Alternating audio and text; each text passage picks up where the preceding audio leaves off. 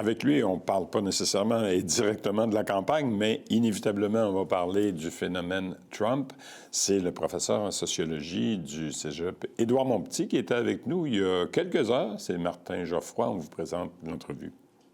Martin Geoffroy, bonjour. Merci d'être avec nous encore une fois. On s'était vu il y a quelques mois, mais les choses se bousculent. Et vous avez publié il y a quelques jours un nouveau volume sur la montée de l'extrême droite au Québec. On l'a ici, d'ailleurs.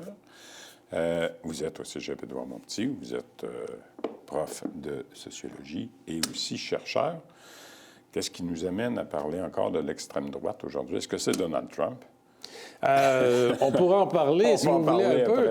Oui. Mais dans le cas du livre ici, c'est un livre plus spécifiquement sur l'extrême droite au Québec, parce qu'on parle beaucoup de l'extrême droite aux États-Unis, mais il y en a aussi au Québec. Ben oui, surtout la période, là, vous ciblez 2010-2020, donc une décennie où vous avez constaté, parce que vous étiez également membre du fameux CEFIR au Collège Édouard Montpetit, qui est le centre d'expertise en formation sur les intégrismes religieux et idéologie politique et même radicalisation. J'étais même le directeur à l'époque. Vous en étiez le directeur. Vous avez été directeur pendant plusieurs années du CEFIR, effectivement. Mais là, cette fois-ci, vous ciblez une décennie au cours de laquelle vous avez constaté, je pense, que l'extrême droite, il y a une montée de l'extrême droite. Je veux dire, on avait, en 2020, avec le CEFIR, publié un rapport sur la montée de l'extrême droite au Québec, un rapport plutôt quantitatif, où on répertoriait le nombre d'événements reliés à l'extrême droite au Québec. Puis et d'organismes qui oui, sont c'est ça. liés. C'était les organismes, mais c'était surtout le nombre d'événements, des manifestations, des crimes, tout ça, qui étaient reliés à l'extrême droite. Puis on avait déjà donc noté ça en 2020, cette montée-là. Ouais. Le livre est différent, c'est-à-dire que c'est plus une étude qualitative, c'est-à-dire c'est plus l'approfondissement de certains groupes, de certaines mouvances qui étaient présentes à l'époque. Certaines sont moins présentes aujourd'hui, d'autres sont encore très présentes. Comme par exemple, vous avez deux chapitres très intéressants sur les citoyens souverains. Bon, les citoyens souverains, c'est très, très intéressant parce que ça continue et c'est très présent aux États-Unis aussi. On en retrouve beaucoup parmi les partisans de Donald Trump. Oui, on va y arriver. Oui. C'est impossible de ne pas en parler. C'est impossible de ne pas en parler. On est en pleine campagne électorale, puis c'est ça qui prend toute la place. On trouvait quand même avec... la pertinence de ce livre-là est importante pour montrer que l'extrême droite, c'est pas arrivé avec Donald Trump, justement. Non. D'ailleurs, cette période-là date du premier mandat de Donald Trump. Et déjà, on pouvait avoir cette montée-là, on pouvait l'avoir bien avant. C'est sûr que l'extrême droite est moins bien enracinée au Québec qu'aux États-Unis. C'est ce que j'étais pour dire. Oui. Ici au Québec, ça fait assez longtemps que vous étudiez le phénomène. Je sais que vous avez répertorié des groupes, même ici sur la Rive-Sud, je pense qu'il y a une antenne pour l'extrême droite, le réseau SPART, qui existe. Mais il y a des groupes. Bon, il y a des groupes, je pense à la Meute, le Storm Alliance, les Soldats d'Odin, les Citoyens souverains, les Saint-Pédis. La Fraternité Saint-Pédis. Fraternité Saint-Pédis, qui est plus, je pense, dans la région de Québec. Oui. Mais on en a aussi des membres de ces groupes-là ici sur la Rive-Sud, évidemment, et inévitablement. Mais en fait, c'est que plusieurs des groupes que vous avez nommés, dont on parle dans le livre, qui étaient très populaires à l'époque, sont pratiquement disparus aujourd'hui. Que ce soit la Meute, les Soldats d'Odin, ont pratiquement Storm Alliance ont pratiquement disparu, sinon ils n'ont pas complètement disparu. Ce qui arrive des fois avec les groupes d'extrémistes, c'est qu'ils ne s'entendent pas entre eux, ils chicanent, puis le groupe va se splitter. Mais les individus ils ne disparaissent pas pour autant. Ils ne disparaissent pas pour autant, parce que les individus qui étaient dans ce groupe-là, souvent, quand le groupe va se défaire, ils vont aller dans d'autres plus petits groupes, plus radicaux. Et donc, tous les individus qui étaient à cette époque-là, par exemple, dans la Meute, on les a vus surgir au convoi des camionneurs. On les a vus surgir dans d'autres groupes comme les Farfadets à l'époque, qui étaient comme la Meute 2.0. Vous voyez un petit peu, là. Parce que c'est ça, ils sont toujours présents. Ils sont toujours présents. Ouais. Et il y a des groupes, par contre, dont on parle dans le livre, comme je vous disais, les citoyens souverains. Ça, c'est vraiment un mouvement mondial. C'est large, oui. C'est vraiment très large. Et on a 2 chapitres très intéressants. Un qui a été écrit par le premier sur le plan plus juridique, parce que les citoyens souverains, là, comme vous savez, c'est des gens qui vont inonder de demandes folles les cours, qui vont essayer de staller la cour, tout ça, avec des demandes farfelues. Ils remettent en question, de toute façon, le système juridique. Complètement, et ils se prennent eux-mêmes pour des avocats, même s'ils n'ont pas le droit d'exercer. Et on a David Netoliski dans le livre qui a été le premier avocat à affronter ces groupes-là en Alberta, qui nous décrit toute leur doctrine sur le plan juridique, donc faite par un avocat. C'est très intéressant. Et on a un chapitre aussi qui a été écrit par Gabriel Desnoyers-Lavigne, qui est un membre du SPAL à Longueuil et qui a fait des entrevues avec des citoyens souverains, ce qui est extrêmement rare parce que d'habitude, ils ne veulent pas parler ni aux autorités ni à la police parce qu'ils sont foncièrement anti-autorité. Ben oui. Donc, des choses quand même, des entrevues avec ces gens-là. Donc, dans le livre, en fait, on approfondit ces discours-là, puis cette montée de l'extrême droite-là dans cette période, puis qu'est-ce que ça représentait.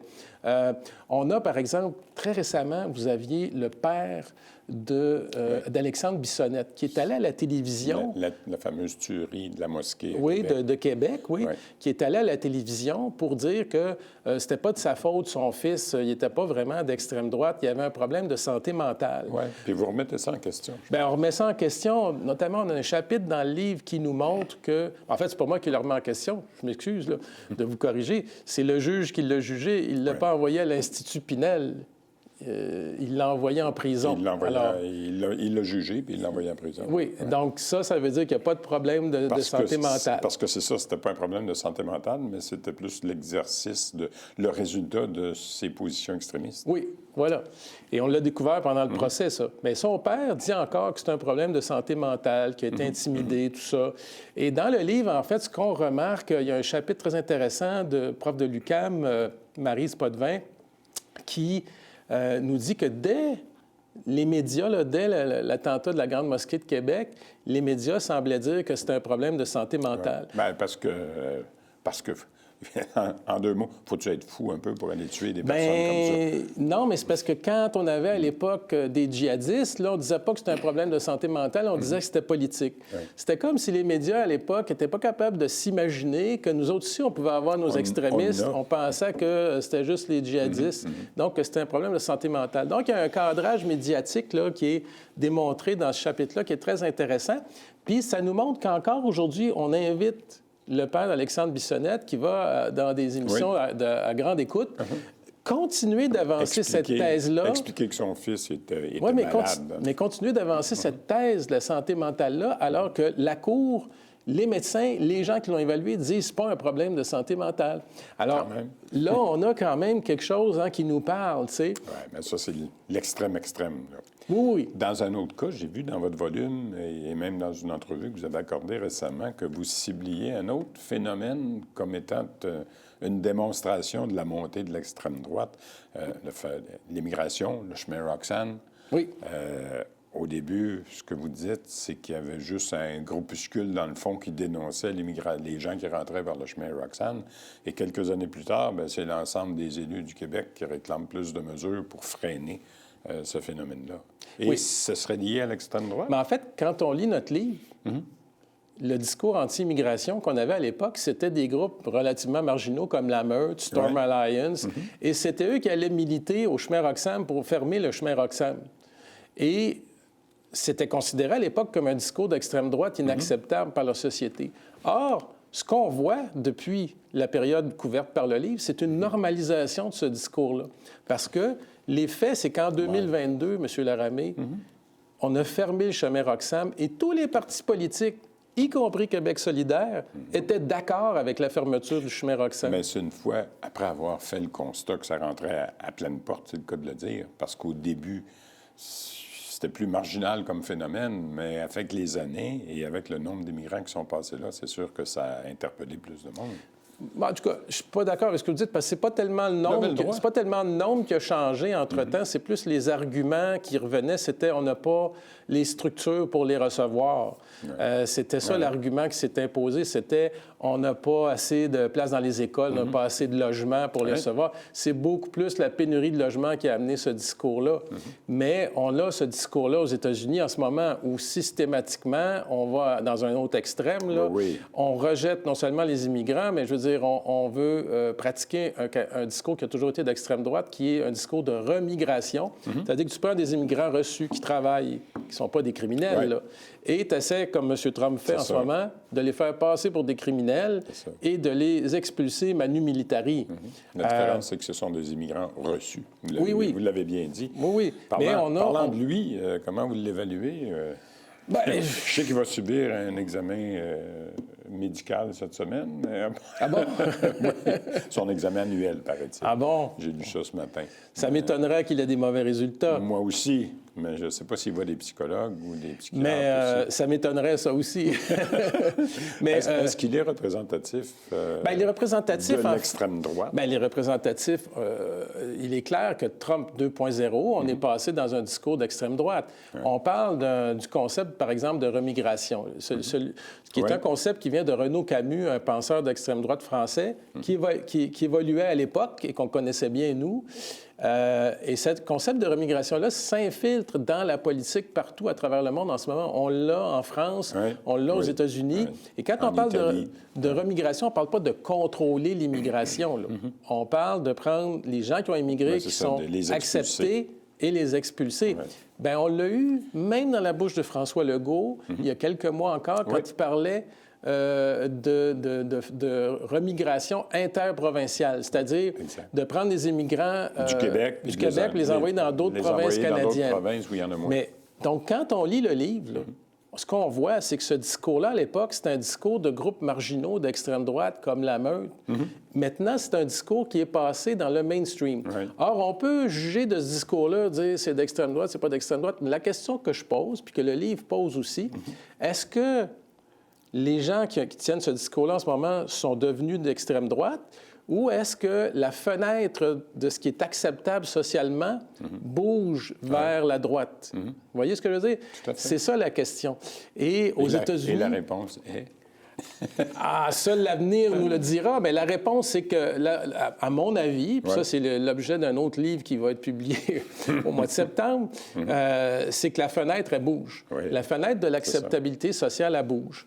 Il y a eu beaucoup de gains qui ont été faits par la gauche dans les années 70, 80 et récemment. C'est le balancier. Et il y a une espèce de balancier où il y a une certaine résistance dans la société face à ces gains-là. Et sur des questions, par exemple, comme l'identité de genre et des questions comme l'immigration, cette fenêtre d'acceptabilité sociale-là bouge plus vers la droite, pour ne pas dire, dans certains pays comme les États-Unis, l'extrême droite.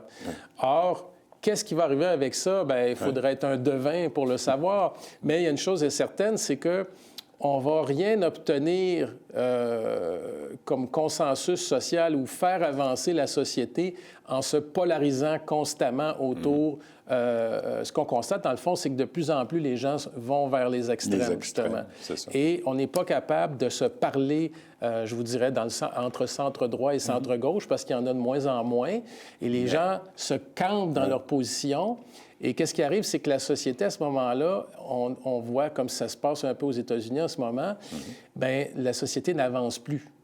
Et ça cause, bien, chute des marchés. On est en train de refaire totalement l'économie mondiale. Et c'est difficile, très difficile de savoir ce que ça va donner. Bien raison, Martin Geoffroy, encore une fois. Merci beaucoup d'avoir été avec nous. C'est tout le temps qu'on avait, mais je pense qu'on va se revoir bientôt. Il y a tellement d'évolution là-dedans. Merci. Merci à vous.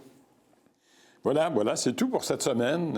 Encore une fois, vous vous en doutez bien, on va passer la semaine qui vient à suivre l'évolution de cette campagne électorale hors norme. Il y a évidemment les sondages qu'on continue de suivre. Il y a aussi les débats qui vont avoir lieu cette semaine en français et en anglais. Peut-être que ce sera un moment marquant, mais je pense pas, entre vous et moi. Cela dit, déjà, l'émission de la semaine prochaine, on a quelques orientations pour nos invités. Denis Trudel, le député du Bloc québécois Longueuil-Saint-Hubert, va être avec nous. Également, Nicolas Godin, c'est un candidat du Parti conservateur du Canada. On a aussi un représentant du parti Rhinocéros, c'est le seul sur la Rive-Sud, il s'appelle Donald Gagnon. On verra avec lui, je vous dirai quelle folie il y a à vous proposer pour la présente élection. Cela dit, je vous souhaite une bonne semaine et on se retrouve jeudi prochain comme toujours.